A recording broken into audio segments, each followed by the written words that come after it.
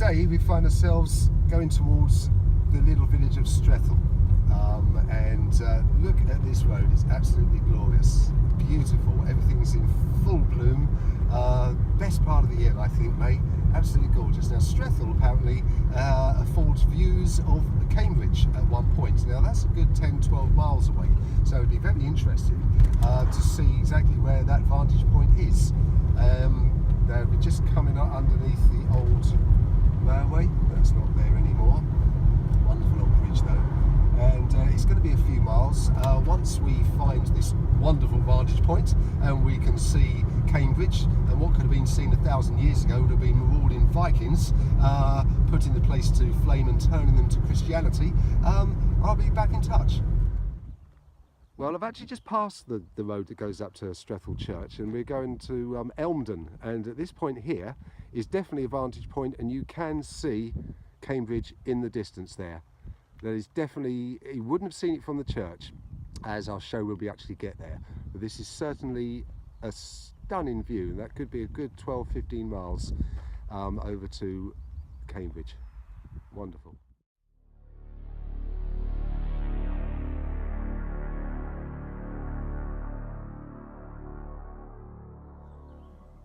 Well, here we are at Strethall Church, and coming up to the it's the north gate and through into the churchyard. And here is Strethall Church. Now, as you already know, we've seen Cambridge from just down the road. You can't actually see views of Cambridge from the church itself. Maybe you would from the tower, but of course back in the 1000s that tower wouldn't be there. So but it's just a quick walk to, as I say, see the marauding Vikings crashing around in the countryside. Now this whole area was first recorded in 1008 by this King Ethelred. Sold it to Abbot Elsinus, I believe it was, of Ely. And so by 1010 we've actually got a record of this little chapel being built.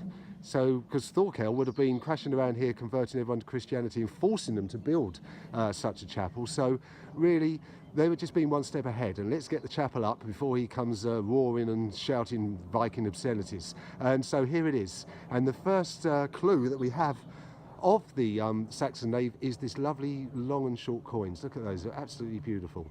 There doesn't seem to be any Saxon windows, and certainly that porch is very much later, but absolutely delicious.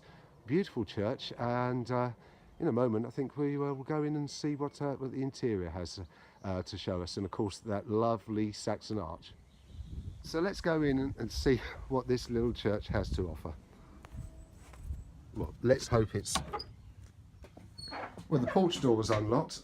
Let's see if... Oh, yes, well this one looks like it's open to the public. Thank you very much.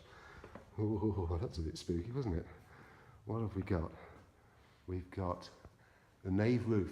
Now, this nave roof is apparently around 1400. It's absolutely gorgeous. The two pews here.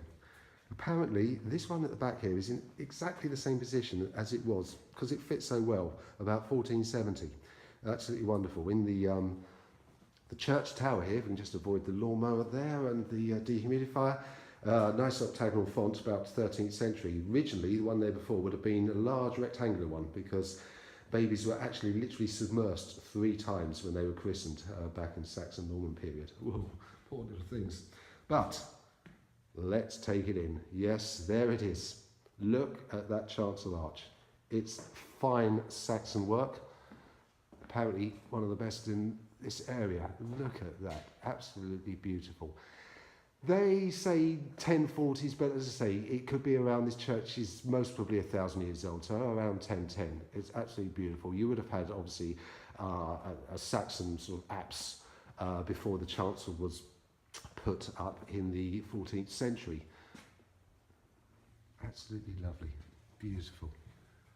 Let's just take a slow look. Oh, it's so peaceful. Well, it is church, isn't it? And it is a Sunday. There's no service.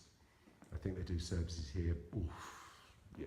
Easter, Christmas, But there's the offering box, and I'm going to pop a new £1 in there because this place is just, well, it's worth it.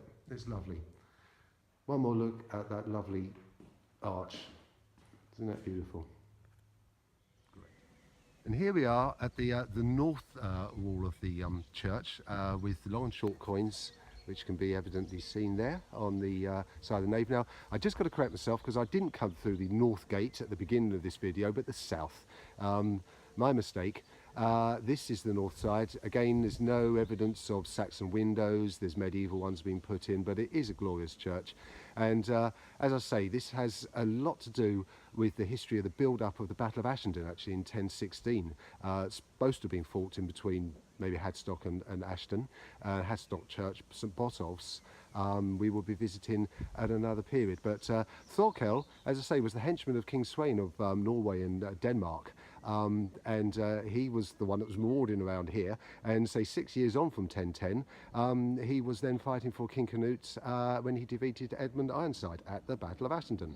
And well, we shall move on and see St Botolph's in another video.